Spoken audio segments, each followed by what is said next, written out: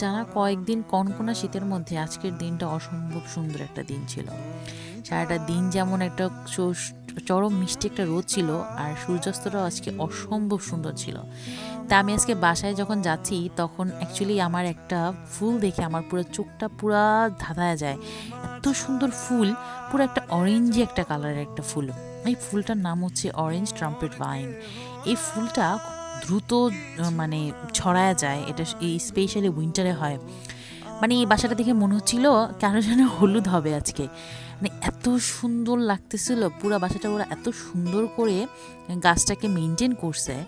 মানে মনে হচ্ছে কি কে যেন আমার জন্য হলুদ গালিচা বিছায় রাখছে।